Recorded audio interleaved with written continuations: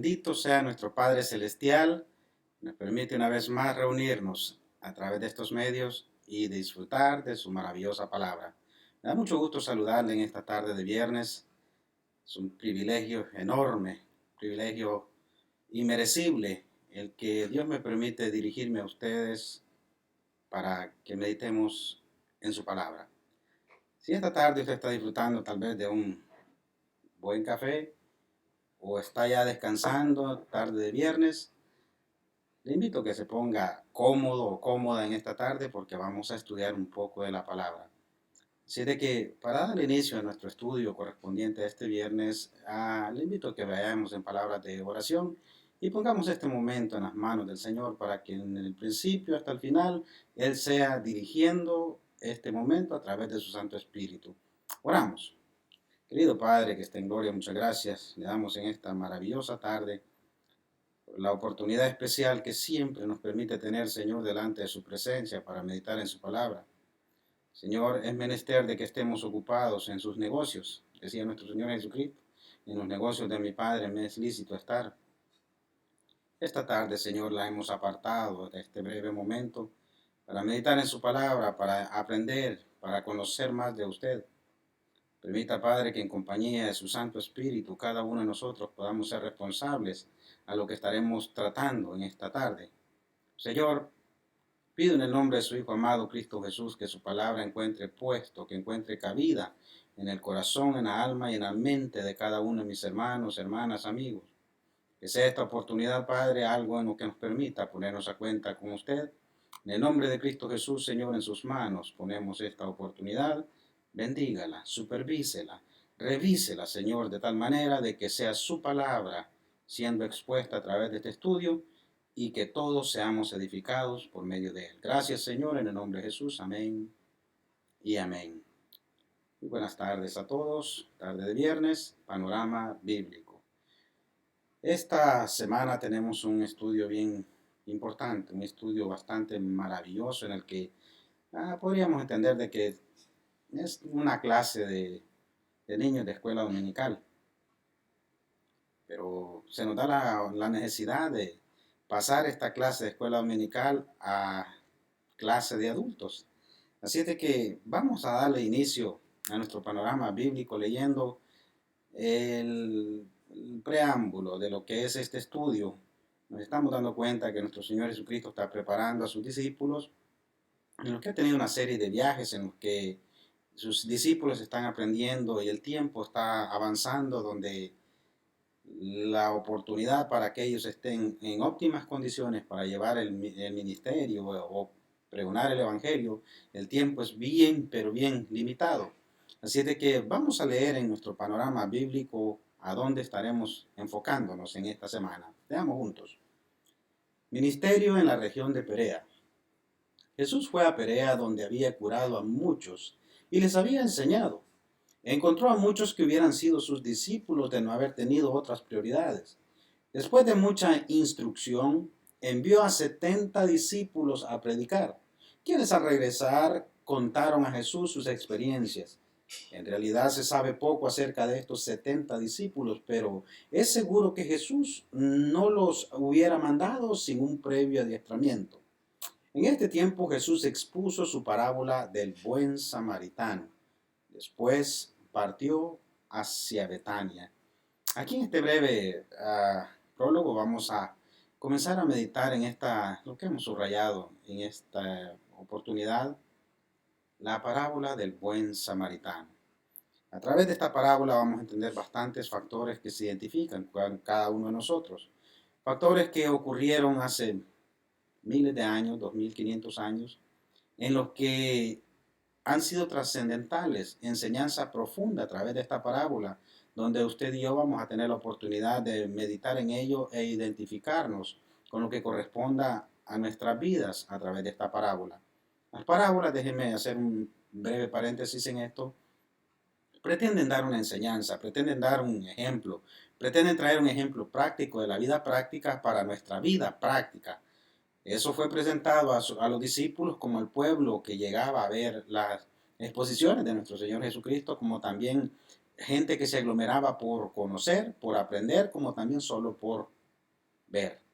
Así de que cada parábola tenga en cuenta de que hay una enseñanza y una moraleja, hay algo que siempre se va a identificar con el recipiente, con la persona, el receptor, alguien que reciba el consejo a través de esa parábola. Así de que vamos a ir más adelante en ello.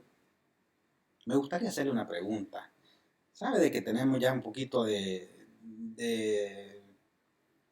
congruencia en esto de que hay que hacer una pregunta? Tal vez una pregunta obsoleta que siempre hemos hecho en los estudios anteriores, pero hoy quiero hacer una pregunta sencilla, pero me gustaría que responda usted mismo delante del Señor honestamente. ¿Se sabe usted los 10 mandamientos? Puede decir no, puede decir sí. ¿Practica los 10 mandamientos? ¿Sabe qué quiere decir cada mandamiento? ¿En qué libro de la Biblia están los 10 mandamientos? ¿Cuántas tablas? ¿Cuántos? De esto vamos a aprender un poquito en esta tarde. Así de que esa pregunta hágasela en su corazón. Si no tiene la respuesta en este momento, le invito a que vaya a sacar su Biblia y traiga un lápiz para marcarla, porque se da la casualidad de que han pasado años, han pasado meses, han pasado, ¿qué? Cierto tiempo en el que esto debería ser la tabla de la matemática que nos podemos del 2 por 2, o como el 5 por 5, o como el 9 por 9. Los 10 mandamientos para nosotros son esenciales y a través de este estudio vamos a escudriñar un par de mandamientos que se nos es lícito aprender. Así de que si ya tiene su Biblia en mano, váyase conmigo al Evangelio según San Lucas, que vamos a meditar en la parábola del buen samaritano. La parábola del buen samaritano tiene su espacio, su tiempo, está dirigida a ciertas personas. Como todos nosotros hoy en este momento nos vamos a identificar con ese samaritano. ¿Quién era el samaritano? ¿Quiénes fueron las personas que estuvieron en el contorno? ¿Cuál era la audiencia que el Señor Jesucristo tenía cuando Él expuso esa parábola? ¿Por qué es que esa parábola vino a tomar relevancia? ¿Por qué es que se suscitó esa pregunta? ¿Por qué? Aquí vamos a entender, es cierto, este es un panorama bíblico donde pudiésemos nosotros desglosar un sinfín de temas en los cuales no tendríamos tiempo suficiente en una hora para poder dar seguimiento a paso por paso por paso acerca de este panorama. Por eso es un panorama. Nos dirigimos exclusivamente a un título y vamos a entender la parábola del buen samaritano. Así de que si ya tiene Biblia en mano, vayamos a lo que corresponde. El Evangelio según San Lucas, capítulo 10, versículo 30 al 38. Vamos a leer desde allí lo que es en sí la parábola. Dice así: respondiendo Jesús dijo, un hombre descendía de Jerusalén a Jericó y cayó en manos de ladrones, los cuales le despojaron e hiriéndole se fueron, dejándole medio muerto. Aconteció que descendió un sacerdote por aquel camino y viéndole pasó de largo. Asimismo un levita, llegando cerca de aquel lugar y viéndole pasó de largo. Pero un samaritano que iba de camino vino cerca de él y viéndole fue movido a misericordia y acercándose vendó sus heridas y echándoles aceite y vino y poniéndole en su cabalgadura lo llevó al mesón y cuidó de él. Otro día al partir sacó 2 denarios y los dio al mesonero y le dijo, cuídamele y todo lo que gastes de más yo te lo pagaré cuando regrese. ¿Quién, pues, de estos 3 te parece que fue el prójimo del que cayó en manos de los ladrones? Él dijo, el que usó de misericordia con él. Entonces Jesús dijo, ve y haz tú lo mismo. Si leemos la parábola del buen samaritano así, que es en sí la parábola, la narrativa que nuestro Señor Jesucristo le presenta a este personaje, a un intérprete de la ley, podemos entender que no hay mucho que podamos definir nosotros sino al final. De que el bueno en la película allí es el que tuvo misericordia para con el herido.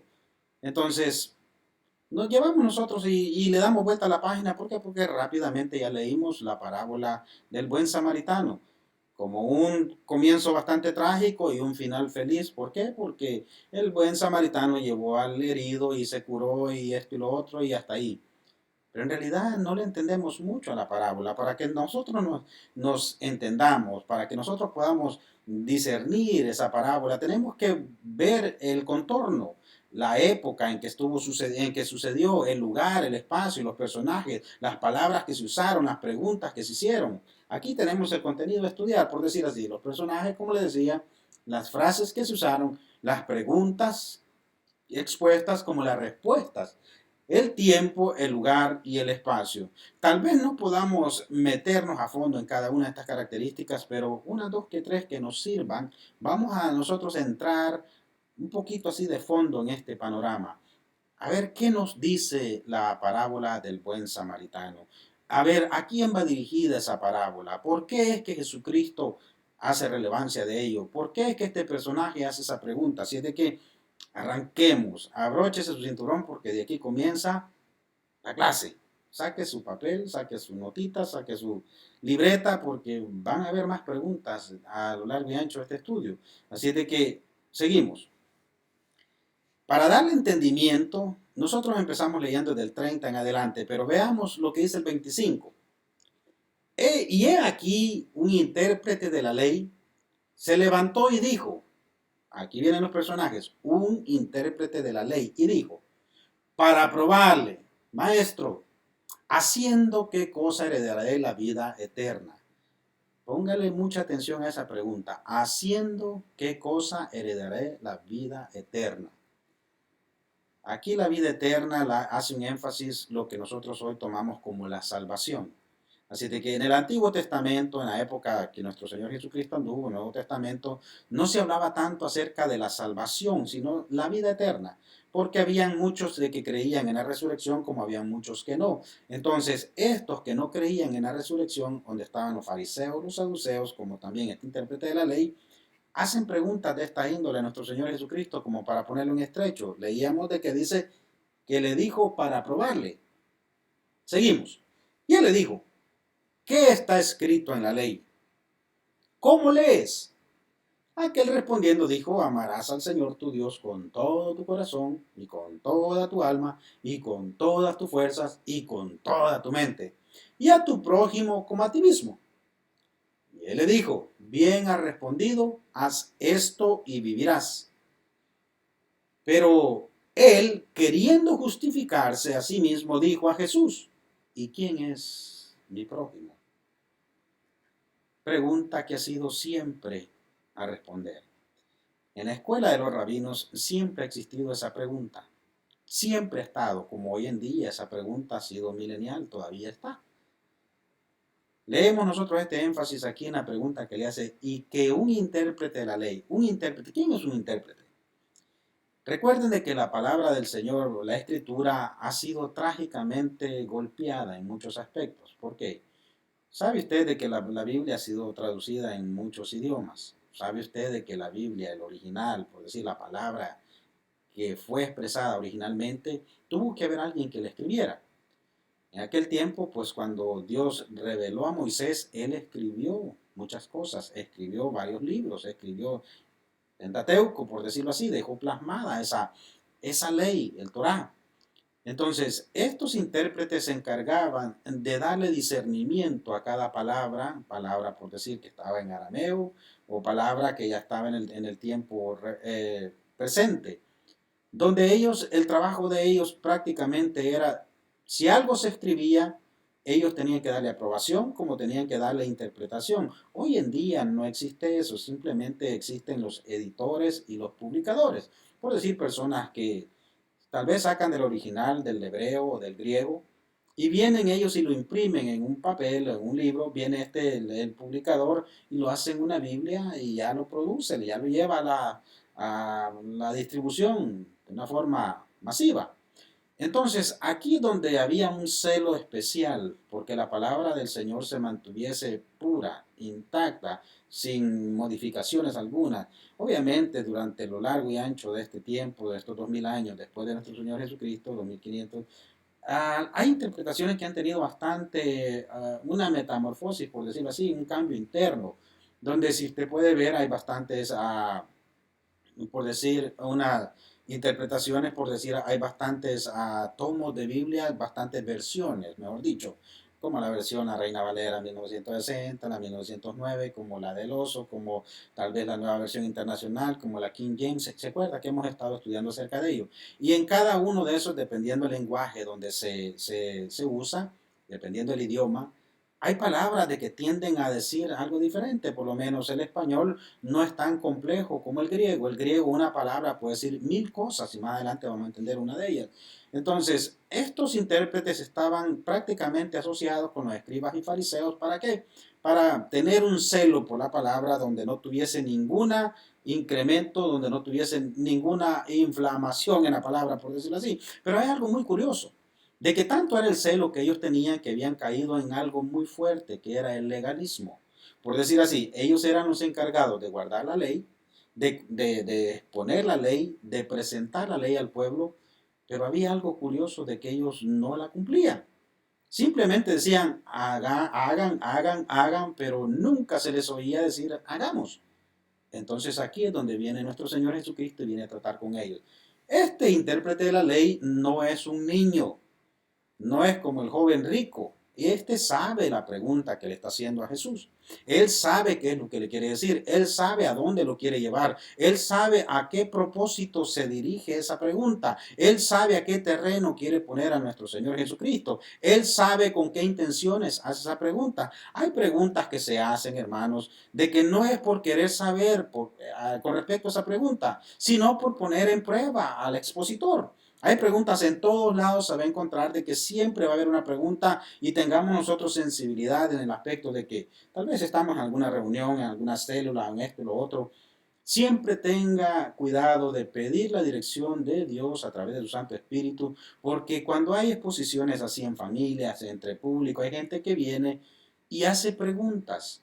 Preguntas no con el propósito de aprender, sino con propósito de poner en estrecho al predicador, al presentador. Entonces, tengamos en cuenta que este intérprete de la ley viene con ese propósito, por decir así. Este intérprete es un ente importante. A ellos los trataban como la máxima autoridad en la letra, por decir, en un tiempo donde los del pueblo no era muy común de que todos supiesen leer y escribir. Imagínese usted. Había bastante, por decir, analfabetismo. Mucha gente no sabía escribir, no sabía leer. Y cuando venía alguien de que sabía leer y que se paraba en medio y hablaba acerca de la ley, eso era lo máximo. Y por eso es que ellos caminaban como los intocables. Por decir así, caminaban como que si eran, que en las nubes iban. Ese era el ámbito que a ellos les gustaba y tenían algo muy fuerte, de que ellos habían puesto una llave donde ellos se encerraban y no dejaban entrar absolutamente a nadie a ese círculo donde Jesucristo viene a tocar, donde Jesucristo está entrando. Entonces, a estos escribas, a estos fariseos, a estos intérpretes de la ley, Jesucristo les va a dar escuela y de esta manera Él lo va a hacer. Dice, para probarle, maestro, ¿haciendo qué cosa heredaré la vida eterna? ¿Haciendo qué?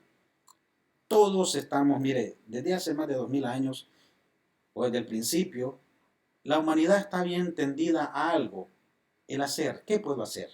El yo. ¿Qué hay en mis manos para hacer? ¿Qué puedo hacer para que cambie esto? ¿Qué puedo hacer para cambiar el mundo? En este aspecto vienen ellos, ¿qué puedo hacer? ¿Qué es lo que tengo? ¿Qué cualidades tengo para yo alcanzar la vida eterna? Una pregunta sólida, una pregunta bien elaborada. Y aquí Jesucristo tiene una audiencia muy especial. Tiene sus discípulos, como puede tener el pueblo que le anda siguiendo, como también están los escribas, los fariseos, en los cuales Él también tiene misericordia sobre ellos.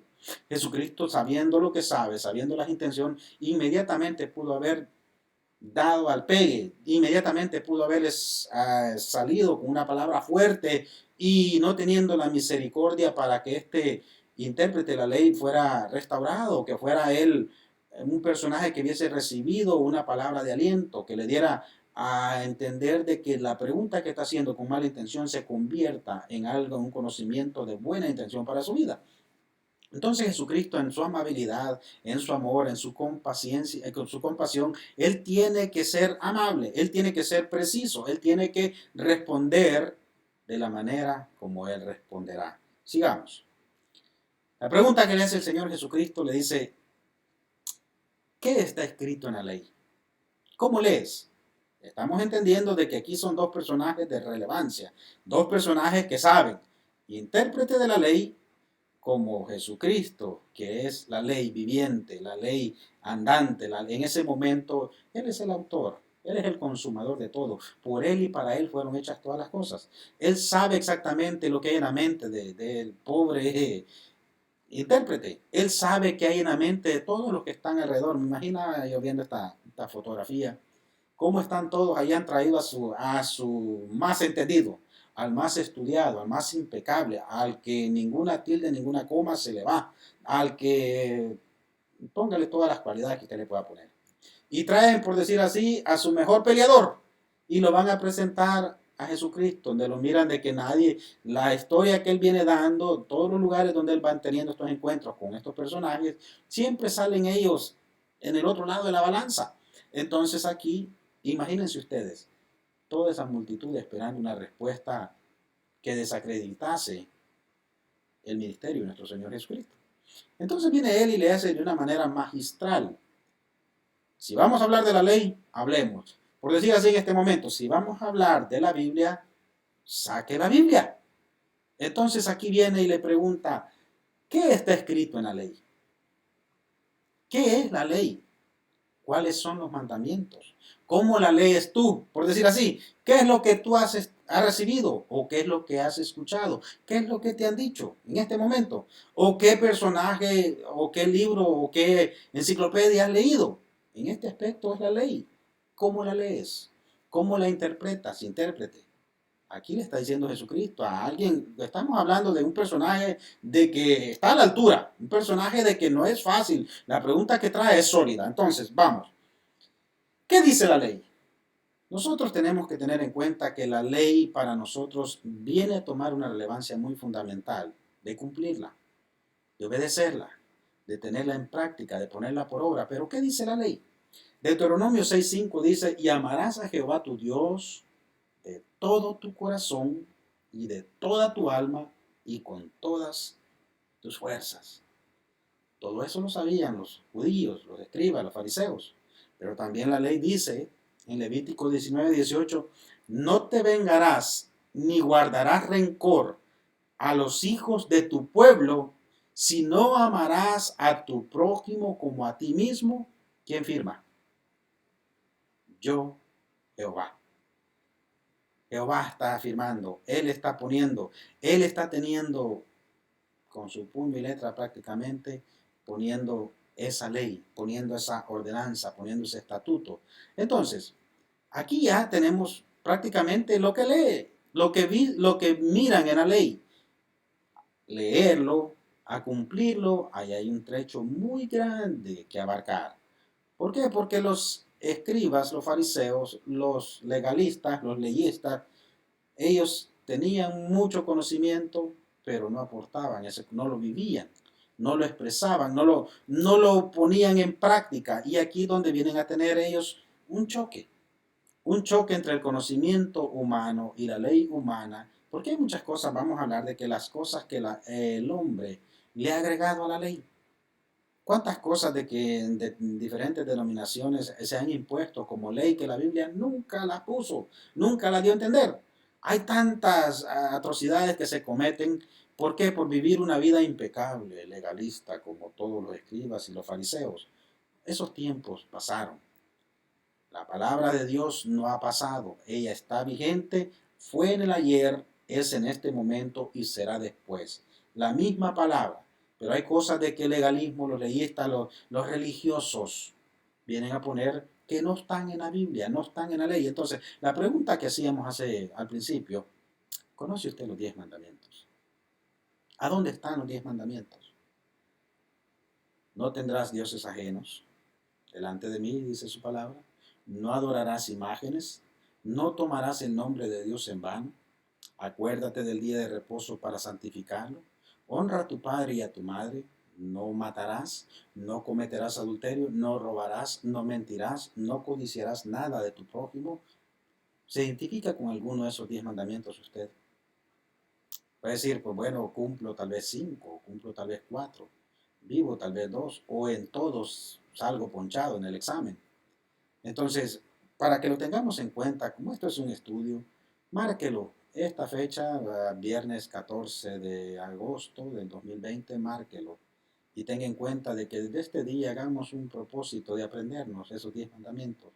No para tenerlos de memoria, sino para vivirlos. Entonces, para que tengamos nosotros una base, vayamos en qué citas están, en qué base bíblica. Los 10 mandamientos los encontramos en el Éxodo 20 del 1 al 17 como en Deuteronomio 5, 1 al 21. Fíjense que cuando estaba buscando estas imágenes, me topé con otras dos tablas de los 10 mandamientos, donde de 9 mandamientos han hecho 10, donde si no tiene cuidado de lo que está leyendo, allí como que eso de no adorarás imágenes, como que bien se puede ir uno en otra versión que no le corresponde a usted ni a mí. Así de que le insto en el nombre del Señor de que busque los 10 mandamientos en su Biblia, no en los 10 mandamientos de las redes sociales ni nada por eso, los que están en su Biblia. Y márquelos. ¿Por qué? Porque aquí vamos a tener nosotros algo muy importante en que trabajar. ¿Sabe que los 10 mandamientos, los primeros 4 mandamientos, se refieren a qué? Se refieren a la relación del hombre con Dios.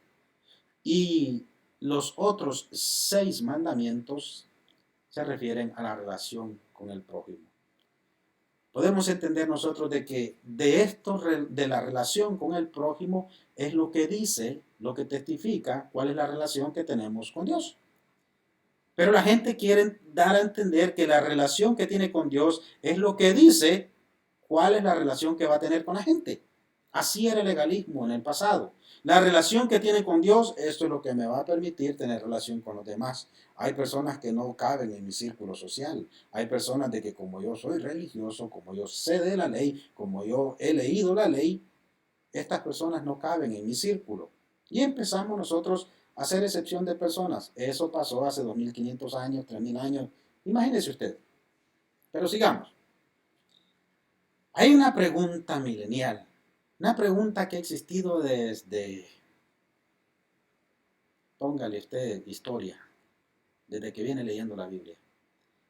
Aquí va a surgir una pregunta en la que vamos a pedirle al Señor de que nos dé respuesta a ella. Porque mire lo que dice en Mateo 22, 34 al 40, donde está el gran mandamiento. Leemos juntos, dice, entonces los fariseos, oyendo que había hecho callar a los saduceos, se juntaron a una. Y uno de ellos, intérprete de la ley, nos encontramos con otro intérprete de la ley, preguntó por tentarle diciendo, maestro, ¿cuál es el gran mandamiento en la ley? Mire qué pregunta. Jesús le dijo, amarás al Señor tu Dios con todo tu corazón y con toda tu alma y con toda tu mente. Este es el primero y grande mandamiento. Y el segundo es semejante. Amarás a tu prójimo como a ti mismo. De estos dos mandamientos depende toda la ley y sus profetas. Jesucristo responde su ley. Jesucristo responde lo que él escribió. Jesucristo responde lo que él vivió. Jesucristo responde lo que está enseñando a sus discípulos en ese momento. Entonces, ellos quieren apresar a Jesucristo en una pregunta que los va a poner en estrecho según la mente de ellos. ¿Por qué? Por la clase de gente con la que Jesucristo se anda asociando, con la clase de gente que Jesucristo anda teniendo experiencias, con la clase de gente que Jesucristo anda interactuando. Entonces, ¿cuáles son los dos grandes mandamientos? Eso, amar a Dios con todo su corazón, con toda su alma, con toda su mente, pero también amar a su prójimo como a sí mismo. O sea que allí, en esos dos, se resume la obra completa. Cúmplame esos dos requisitos y ahí usted pues entra a la vida eterna. Lo dice la palabra. Entonces, vamos nosotros a entender a través de este estudio de que en Lucas, mire lo que dice, volviendo nosotros a la parábola que estamos leyendo, él le dijo, ¿qué está escrito en la ley? ¿Cómo lees? Ya leímos nosotros que en Deuteronomio, como en Levítico, ahí está la ley. Lo que había puesto, entonces, aquí le responde Jesucristo, mire, aquel respondiendo dijo, amarás al Señor tu Dios con todo tu corazón y con toda tu alma y con todas tus fuerzas y con toda tu mente y tu prójimo como a ti mismo. Él sabe eso. Él lo entiende eso. ¿Por qué? Porque lo están haciendo. Ellos aman a su prójimo. Ellos aman al cercano. Entonces aquí le digo, haz bien. Y le digo, bien has respondido, haz esto y vivirás. Esa respuesta, haz esto y vivirás, nuestro Señor Jesucristo también la toma del Antiguo Testamento, donde vamos a ver más adelante, haz esto. ¿Se recuerdan la pregunta que le hizo el intérprete? Maestro, ¿qué haré para tener la vida eterna, por decir así? ¿Qué debo hacer? ¿Qué hay en mis manos? ¿Qué cualidades tengo para expresar para yo ganar la vida eterna, para yo entrar a la vida eterna? Jesucristo, bueno, si de hacer se trata, sí, hay cosas que debemos hacer. Es cierto, hermano, de que no hay ninguna obra que nosotros hagamos que nos garantice la salvación, que por esa obra nosotros vamos a ganar la salvación automáticamente. O que yo recibí al Señor hace 20 años, nunca me volví a congregar, pero como lo recibí hace 20 años y con esa obra que hice, yo ya soy, no, no, no. Los fariseos tenían esa mentalidad de que por solo el hecho de ser los hijos de Dios, la descendencia de Israel, ellos automáticamente tenían la ciudadanía en el reino celestial. Hoy en estos días también se puede dar a entender de que hay mucha gente que vive de esa manera, de que un día al año, para Semana Santa, van a la iglesia y son salvos. ¿Por qué? Porque hicieron esa gran obra y ese gran sacrificio de ir el día del domingo de resurrección, y ese día ellos lo catalogan como lo suficiente para ellos ganar la salvación, la vida eterna. Pero leamos, ¿qué debemos hacer? ¿Qué debe hacer? Dice la palabra. Lo que dice la ley. Levítico 18:5 dice, por tanto, guardaréis mis estatutos y mis ordenanzas, las cuales haciendo el hombre. ¿Qué es lo que hay que hacer? ¿Qué es lo que debe hacer el hombre según la ley, según la palabra? Guardar sus estatutos y sus ordenanzas. Guardar, miren, los 10 mandamientos están bien resumidos en esas dos tablas. Pero en realidad la ley y los profetas van más allá todavía. Para ellos es más difícil porque no es simplemente los 10 mandamientos, sino que va más allá. Los estatutos y ordenanzas, los cuales haciendo el hombre con sus manos, con sus actitudes, con sus obras, vivirá en ellos. ¿Quién firma? Yo, Jehová. Esa cita bíblica de Levítico 18, si la puede leer más para arriba, más para abajo, como Levítico 19, se la recomiendo. Porque hay varias cositas que se identifican con nosotros hoy en día. Así de que tome notita ahí, por favor. Levítico 18 y 19, léalo detenidamente. Cierre su puerta, prenda todas las luces si es posible y póngase un buen cinturón de seguridad también. Lea Levítico 18 y Levítico 19, pero leamos más adelante.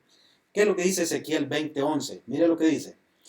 Y les di mis estatutos y les hice conocer mis decretos, por los cuales el hombre que los cumpliere vivirá. El hombre que cumpla los estatutos y los decretos de Dios vivirá. Por decir, se salvará. Entonces, dígame usted, ¿qué es lo que nosotros hacemos para alcanzar la vida eterna? Una pregunta personal. Respóndasela a usted mismo, respóndala delante del Señor. ¿Qué es lo que está haciendo usted para alcanzar la vida eterna? Porque yo no tengo que hacer nada, simplemente recibir al Señor Jesucristo como mi Señor y Salvador y suficiente. Sí, es cierto, ya recibimos a nuestro Señor Jesucristo como nuestro Señor y Salvador. La salvación, mire, hay un asunto de que no me salvo, no nos salvamos por cumplir la ley, porque hasta este punto nadie la ha cumplido, solamente nuestro Señor Jesucristo. Entonces, somos salvos porque Jesucristo nos salvó.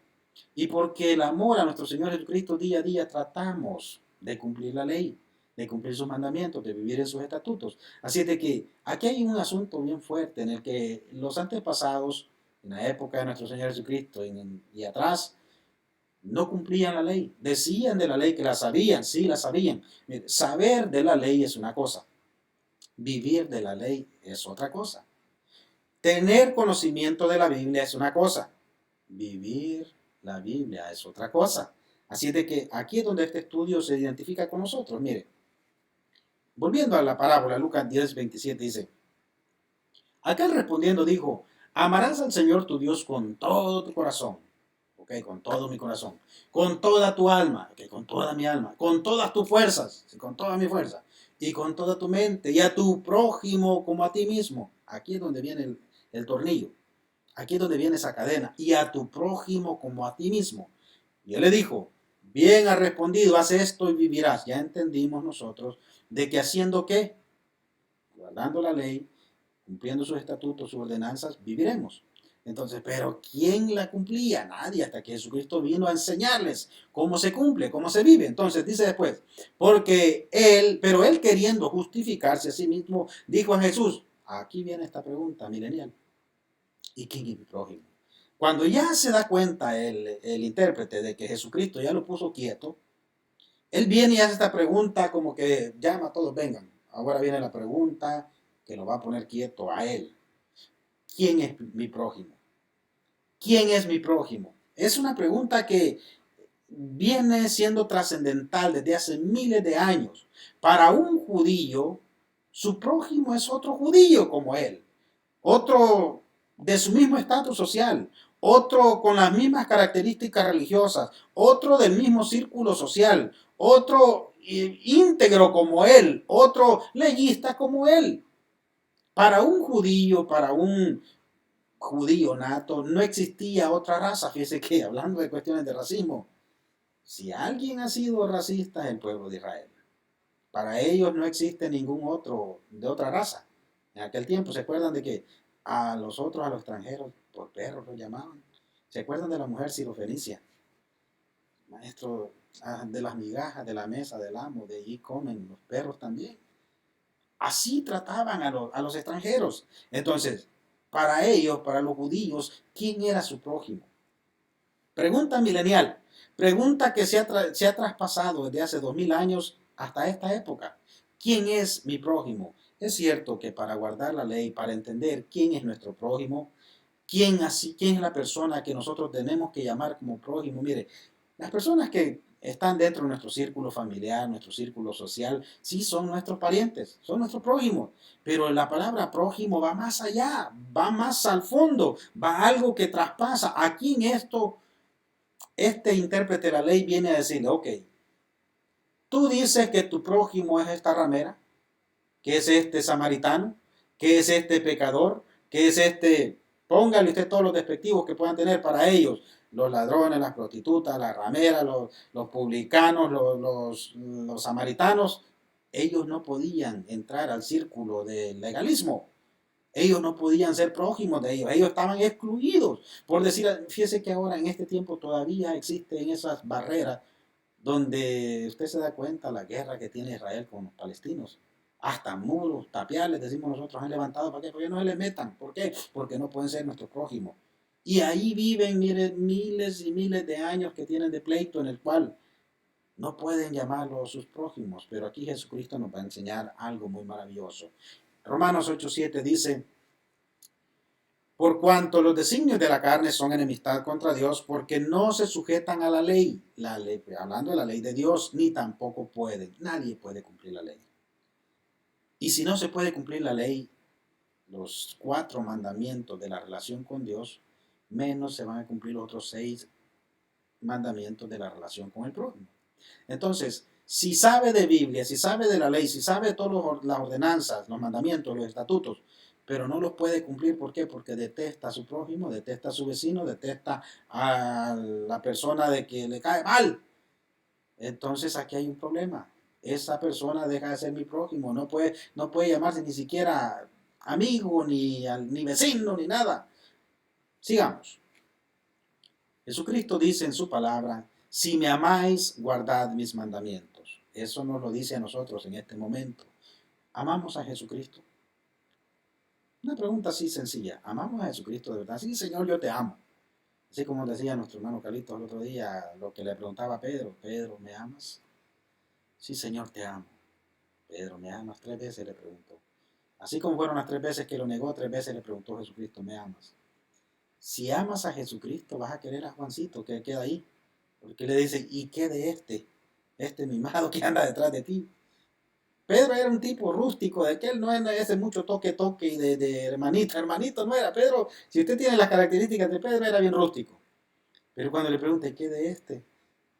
Aquí es donde viene a enseñar el amor. Si me amas, guarda mis mandamientos. ¿Cuál es el mandamiento? Ama a tu prójimo. Ama a Juancito, que no lo quieres. Hoy nos puede decir, ama al hermanito que no quieres, ama al hermanito de que no te cae muy bien. Pero no es este el tema, vamos más adelante. Filipenses 2:13 dice, porque Dios es el que en vosotros produce así el querer como el hacer por su buena voluntad. Él es el que produce. Él es el que hace. Porque Dios tomó nuestras vidas y nos modificó. Porque Dios nos restauró. Porque Dios nos limpió. Porque Dios nos levantó. Porque Dios nos perdonó. Porque Dios ha hecho en nosotros ese gran cambio. Es por eso que tratamos día a día de guardar sus mandamientos, sus estatutos. No es porque nosotros podamos, es porque Dios produce en nosotros. Así el querer como el hacer, por su buena voluntad. No es porque seamos tan santos ni esto y lo otro, no, Dios produce en nosotros ese querer como el hacer. Amamos a Jesucristo. Si lo amamos, Él va a producir en nosotros ese querer como el hacer. Ese querer para querer al prójimo. Ese querer para querer al amigo. Mire que tan bullicioso ese vecino. Todos los fines de semana está en pachanga. Todos los fines de semana está bebiendo, todos los fines de semana está un bullicio ahí, como que es cantina ahí, y por eso yo creo que me voy a mover de vecindario. Jesucristo nos enseña que hay que querer a ese prójimo, hay que querer a ese vecino. Así es de que esta parábola es más allá de lo que nosotros creemos. No es simplemente de, ok, levantó a este herido, lo subió al burro, lo llevó y lo curaron y asunto arreglado. No, este problema del prójimo viene siendo una pregunta milenial, una pregunta de que mucho tiempo han tenido ellos odio y repudio por los samaritanos. Hoy en día, ¿quién puede ser el samaritano? El vecino bullicioso, el vecino malcriado, el vecino borracho, el vecino drogadicto, el vecino ladrón. Ese puede ser el samaritano que tal vez tenemos nosotros como vecino, como hermano, como pariente, ¿por qué no decirlo? Mire, hay hermanos de que tienen como unos 20 años de ser cristianos, pero también esos 20 años se van sumando a la par de los 20 años que tiene de estar enemistados con su hermano que es inconverso, hermanos de carne. Imagínese usted que hay hermanos de que tienen 20 años de ser cristianos también, pero también tienen unos 15 o 20 de ser enemigos de su hermano en Cristo. Entonces aquí es donde esta parábola se empieza a tomar posición en nosotros, se empieza a identificar. Fíjense que en el Salmo 139 ellos tenían, los judíos, tenían ellos bien en mente algo que fue escrito por el rey David, algo de que ellos los identificaba. Para los judíos era un privilegio odiar a los samaritanos. Era algo de que los identificaba. Mire, si usted quiere ser de mi equipo, un ejemplo, si usted es del Barça o del Madrid, tiene que odiar al del Barça o del Madrid. Si usted es judío, tiene que odiar al samaritano, naturalmente. Si usted quiere ser de mi grupo social, de mis 5 favoritos del chat, tiene que odiar y no hablarle al otro samaritano ese que nos estamos identificando. El Salmo 139, mire lo que escribe alguien conforme al corazón de Dios. Mire lo que decía David. No odio, oh Jehová, a los que te aborrecen, y me enardezco contra tus enemigos. Los aborrezco por completo, los tengo por enemigos. Esta palabra, sabiendo que David era un símbolo, y hasta esta época es un símbolo para el pueblo judío, que salgan esas palabras de odio, de aborrecimiento. Usted puede leer el contexto de este salmo y se da cuenta de que de allí vienen estas escuelas de rabinos y toman. Bueno, para nosotros es una virtud odiar a estos samaritanos. Mire, ¿por qué odiamos a los samaritanos? Porque ellos son idólatras. Se dejaron conquistar y cada rey, cada conquistador que venía les daba otro ídolo, otro dios a que adorar. Y ellos se iban con el mejor postor. Así es de que por eso los repudiamos. Estos están en contra de la voluntad de Dios. Estos no caben en nuestro círculo. Esa era la mentalidad de los judíos. La parábola, si se está dando cuenta, va más allá. La parábola, el título es la parábola del buen samaritano. El buen samaritano quiere decir de que hay impíos buenos.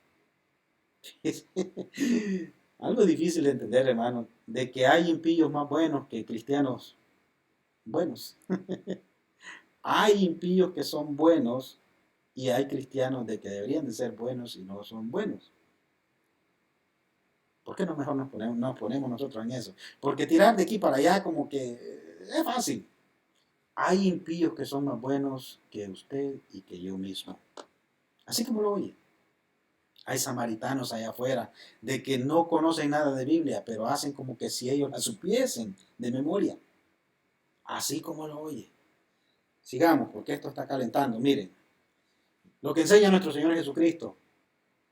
El amor hacia los enemigos, la regla de oro. Mire qué maravilloso esto. Márquelo en su Biblia, por favor. Dice el Evangelio según San Lucas del capítulo 6, del 27 al 36, dice, pero vosotros los que oís, amén, os digo, amad a vuestros enemigos, haced bien a los que os aborrecen, bendecid a los que os maldicen, y orad por los que os calumnian. Al que te hiera en una mejilla, préstale también la otra. Y al que te quite la capa, ni aun la túnica le niegues. A cualquiera que te pida, dale. Y al que tome lo que es tuyo, no lo pidas que te lo devuelva. ¿Y cómo queréis que hagan los hombres con vosotros? Así también haced vosotros con ellos. Miren lo que viene a enseñar nuestro Señor Jesucristo. Es la regla de oro. Ese es un mandamiento aparte que viene de la boca de nuestro Señor Jesucristo. Entonces, podemos entender de que aquí no es cuestión de que por cuestión de religión o por cuestión de malas palabras o de costumbres sociales que tenga, deja de ser este vecino, este prójimo, deja de ser persona que ocupe un lugar en mi círculo social. El Señor Jesucristo nos está haciendo a entender de que nosotros no tenemos que hacer excepción de personas. No tenemos, pues, mire, pero es que Él no es ni cristiano. Es de esta otra religión donde hacen unas penitencias feas, donde ellos se flagelan ellos mismos. Mire, hermano, hermana, séase lo que se sea, Jesucristo nos está enseñando ahora mismo de que Él es su prójimo. Él es mi prójimo. Que mire que me ha ofendido porque me ha dicho cuánta, mire este vecino que es su prójimo. ¿Por qué no decirlo? Nuestro próximo. Próximo a tratar. Próximo a evangelizar. Que mire que son muy chismosos o chismosas. Es nuestro próximo a tratar. El Señor Jesucristo nos habla en este momento de que esos samaritanos hay que incluirlos en nuestro grupo social también. Pero es que mire, yo no me quiero hacer como Él. No se va a hacer, usted cúbrase con la sangre de nuestro Señor Jesucristo. Si se cubre del catarro, del flu, de esta pandemia, cúbrase también contra esas palabritas de más. Eso me ha tocado hacerlo. Acabo de cambiar de trabajo y tengo 8 compañeros de trabajo que cada uno se expresan como yo mismo me expresaba hace 20 años. Palabras soeces, palabras fuertes en las que sí le digo hay una prueba grande para estar en ese círculo donde ellos están. Mi trabajo es mostrarles amor, mostrarles compasión, mostrarles a ellos de que sí, estoy estudiando de la palabra de Dios, pero también quiero vivirla. Y qué bonito cuando Dios le trae la teoría y la práctica, porque ahorita estamos en teoría. Mañana usted tendrá la práctica con su vecino, con su hermano, con su pariente. Entonces, esa es la ventaja que nos da el Señor de que podemos practicar con estos samaritanos que se nos han llegado a nuestra vida. Pero sigamos leyendo. Porque si amáis a los que os aman, ¿qué mérito tenéis? Porque también los pecadores aman a los que los aman. Es cierto. Los malos aman a sus parientes malos o a sus amigos malos. Y si hacéis bien a los que los hacen bien, ¿qué mérito tenéis? Porque también los pecadores hacen lo mismo. Y si prestáis a aquellos de quienes esperáis recibir, ¿qué mérito tenéis? Porque también los pecadores prestan a los pecadores para recibir otro tanto. Amad pues a vuestros enemigos, y haced bien, y prestad, no esperando de ello nada, y será vuestro galardón grande, y seréis hijos del Altísimo, porque Él es benigno para con los ingratos y malos. Sed pues misericordiosos, como también vuestro Padre es misericordioso. Mire, yo no puedo ser bueno con esa gente mala, pero Dios que es bueno, Él es bueno con la gente mala. ¿Acaso somos mayor que Dios nosotros para ser malos con la gente mala? La palabra nos exhorta que tenemos que ser buenos con la gente mala. Sigamos. ¿Es prójimo usted de alguien? ¿Cuántos prójimos tiene usted en la vida? Por alguna razón se incluyó un 3 ahí entre medio de la pregunta y yo no sé por qué. Solo 3 personas caben en su grupo social. Solo 3 personas son su prójimo con los que se relaciona bien. Solo 3 personas dentro de la iglesia son las únicas con las que usted frecuenta. Somos cuántos miembros de iglesia y a cuántos de esos miembros nos relacionamos. No, que esta persona no la puedo incluir en mi grupo, en mi chat, porque no, es que lleva y trae. Qué bueno que lleva y trae. Es nuestro prójimo, es nuestro próximo. Si usted le pone la palabra a México, México se escribe con una X, México, pero se pronuncia México. Texas lleva una X, póngale una J, es Texas, es lo mismo. El prójimo se escribe con J, póngale una X y diga el próximo, a tratar con él, la próxima persona. Esto es bien difícil de entender porque la parábola no es simplemente echar al burro encima del burro al que está herido y ya hacer una obra de caridad y que me tomen 50 fotografías para ponerlas en las redes sociales y que digan de que soy bueno. No, esto va más allá. Esto va más allá de lo que la parábola la hemos entendido. Bueno, la que lo he entendido hasta hace muchos años. La palabra del Señor en este momento nos habla de una manera diferente. Lo que estamos viviendo es verídico. Estamos encerrados donde no tenemos interacción con no mucha gente, pero sí podemos comunicarnos, podemos hablar, nos podemos decir, hermano, Dios te bendiga. Yo le doy gracias a cada uno de ustedes, hermanos, que he tenido la amabilidad de llamar, de mandar un mensajito. Eso nos vivifica, nos da aliento, nos da la confianza de que todavía existimos. Así de que sigamos adelante pregonando. Vamos a ir terminando esto. Leemos. Respondiendo Jesús dijo, un hombre descendía, volviendo a la parábola, porque aquí vamos a tener en un par de minutitos, me da pena de que tal vez unos 5 minutos tengamos para tratar lo que la parábola nos tiene que decir a nosotros. Ya tocamos un par de puntos, pero veamos lo que dice la parábola. Dice, un hombre descendía de Jerusalén a Jericó y cayó en manos de ladrones, los cuales le despojaron e hiriéndole se fueron dejándole medio muerto. Aconteció que descendió un sacerdote por aquel camino y viéndole pasó de largo. Asimismo un levita, llegando cerca de aquel lugar y viéndole pasó de largo. Pero un samaritano, o sea, un malo, un vecino, un malcriado, que iba de camino, vino cerca de él viéndole y fue movido a misericordia, acercándose, vendó sus heridas, echándole aceite y vino y poniéndolo en su cabalgadura, lo llevó al mesón y cuidó de él.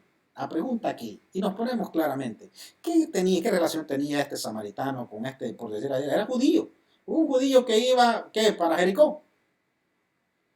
El Señor Jesucristo aquí a estos escribas, fariseos, intérpretes de la ley, les está restregando en su cara de que aquel sacerdote, por decir así, de que iba a dar su culto, no tuvo oportunidad ni valor de pararse enfrente del que estaba herido. ¿Por qué? Porque le iba a arruinar su tiempo. Como aquel levita, no, voy a llegar tarde al servicio. Pero vino este que no va a la iglesia, sino que este fue movido. Aquí hay una clave. La palabra clave en esta parábola es la palabra misericordia. Se dice que esa palabra hay como 2500 palabras que se le asemejan, pero todavía no dan el significado a lo que en realidad quiere decir misericordia. Este samaritano fue tocado a misericordia para él poder asistir a este que estaba herido. Y aquí donde está la clave. Mire, hay otro pasaje en el Evangelio según San Lucas, el capítulo 15. Usted puede leer del Padre Misericordioso. Es una parábola que tiene que leerla también. Tristemente la hemos entendido del hijo pródigo, pero no. La parábola en sí se centra en el Padre misericordioso. ¿Quién fue el que se fue de la casa? El hijo. ¿Quién se gastó la fortuna? El hijo. ¿Quién fue el que derrochó la fortuna? El hijo. ¿Quién fue el que dio falso testimonio, o sea, que puso en ridículo a la familia? El hijo. Pero ¿quién recibió al hijo cuando ya venía pestoso a cerdo? El padre. ¿Quién le besó? El padre. ¿Quién lo abrazó? El padre. Entonces el Padre es el misericordioso, pero se le da más fama al hijo rebelde. Aquí es donde se asemeja esta parábola de la misericordia del samaritano como la misericordia del padre del hijo pródigo. Entonces, vamos a ir aterrizando en esto y leamos. Dice, otro día al partir sacó 2 denarios y los dio al mesonero y le dijo, cuídamele y todo lo que gastes de más yo te lo pagaré cuando regrese. ¿Quién pues de estos 3 te parece que fue el prójimo de aquel que cayó en manos de los ladrones? Él le dijo, el que usó de misericordia, la misericordia. Es algo que deberíamos de investigar qué significa misericordia quiero. Si quiero misericordia, tenemos que dar misericordia. Tenemos que ser misericordiosos con los que necesitan misericordia. Ve y haz lo mismo. Vamos a aterrizar con un par de preguntitas en este momento. Cuando Cristo venga, cuando Él venga en el día final, cuando la trompeta suene, cuando Él diga, Él viene por su pueblo, ¿estamos listos para irnos nosotros? Levantamos la mano, sí, amén, gloria a Dios, Cristo ya viene, yo me voy con Él. Cuando Cristo venga, ¿qué nos va a preguntar? ¿Nos va a preguntar teoría o nos va a preguntar práctica? Mire lo que dice su palabra. Cuando el Hijo del Hombre venga en su gloria y todos los santos ángeles con él, entonces se sentará en su trono de gloria y serán reunidas delante de él todas las naciones y apartará los unos de los otros como aparta el pastor las ovejas y de los cabritos. Y pondrá las ovejas a su derecha y a los cabritos a su izquierda. Entonces el rey dirá a los de su derecha, venid benditos de mi Padre, heredad del reino preparado para vosotros desde la fundación del mundo. Porque tuve hambre y me diste de comer, tuve sed y me diste de beber. Fui forastero y me recogiste, estuve desnudo y me cubriste, enfermo y me visitaste, en la cárcel y viniste a mí. ¿Qué está preguntando Jesucristo ahí? ¿Teoría o práctica? Es una práctica que usted y yo debemos de responderle al Señor en este momento. Señor, ¿a cuántas personas le he mostrado misericordia en estos últimos días, en este momento de necesidad? El Señor nos ayude. Porque, ¿qué haremos? Preguntaba el intérprete de la ley. Jesucristo aquí nos está dando una lista de las cosas que podemos hacer. Y le dirán, dice, entonces los justos responderán diciendo, Señor, ¿cuándo te vimos hambriento y te sustentamos? ¿O sediento y te dimos de beber? ¿Y cuándo te vimos forastero y te recogimos? ¿O desnudo y te cubrimos? ¿O cuándo te vimos enfermo en la cárcel y venimos a ti? Y respondiendo el rey les dirá, de cierto os digo que en cuanto lo hiciste a uno de estos mis hermanos más pequeños, a mí lo hiciste. Tenemos mucho terreno que trabajar. Tenemos muchas personas que alcanzar. Tenemos bastantes personas que tenemos en la lista del olvido, que ya nunca les volvimos a hablar. A esas personas siguen siendo nuestros prójimos. Y es aquí donde nosotros vamos a tener en cuenta. Mire lo duro que dice la palabra. Primera de Juan 4, 20, 21 dice, si alguno dice, yo amo a Dios y aborrece a su hermano, dice la palabra, es mentiroso. Pues el que no ama a su hermano, que lo ha visto, ¿cómo puede amar a Dios a quien no ha visto? Y nosotros tenemos este mandamiento de él. El que ama a Dios, ame también a su hermano. La palabra de Dios es fuerte. La palabra de Dios nos exhorta. La palabra de Dios nos habla a tiempo. La palabra de Dios nos habla en este tiempo. ¿Quién es nuestro prójimo? ¿Quién es nuestro hermano? ¿Quién es la persona más inmediata? ¿Quién es la persona que hemos dejado de frecuentar? ¿Quién es la persona de que en este momento el Espíritu Santo se la está trayendo a su mente? Terminemos con una pregunta. ¿Hay alguien en su corazón que usted detesta? ¿Hay alguien dentro de su corazón que usted detesta que no la puede soportar o no lo puede soportar? Le hago otra pregunta. En Apocalipsis 6 dice de que va a llegar un momento donde va a ser el crujir de dientes, cuando ese cielo se enrolle como pergamino. ¿Qué significa crujir los dientes? Está renovado. Tal vez la palabra en este momento le haga crujir los dientes. Se enoje tal vez por algo que se está tratando. Pero dice la palabra de que en Apocalipsis 6 de que el cielo se enrollará como pergamino. Imagínense que esta noche, las 8 o 10 de la noche, cuando usted ya se vaya a acostar, oscurito ya, que se enrollen todas las estrellas, desaparezcan y que una luz resplandeciente venga y que se abran los cielos y millones de ángeles vengan cantando, glorificando a Dios. ¿Qué pasará de usted y qué pasará de mí con la persona que usted y yo no hemos perdonado? Le hago esa pregunta. ¿Se va usted con Dios? ¿Heredará la vida eterna? Una pregunta tajante, una pregunta fuerte. Si Jesucristo viene esta noche, ¿arregló la situación que tiene de indiferencia con su prójimo, con su hermano, con su hermana? Que el Señor nos ayude. Que el Señor nos permita tener oportunidad de alcanzar la salvación. Hermanos, nos despedimos en oración. Este ha sido el estudio de esta semana. Que el Señor les bendiga y hasta la próxima, si Dios lo permite. Oramos. Bendito Padre que estás en gloria, muchas gracias te damos porque nos permitiste aprender de ti a través de esta parábola. Permite, Padre, que esta parábola sea nuestro diario vivir, que estos mandamientos caigan en nuestro corazón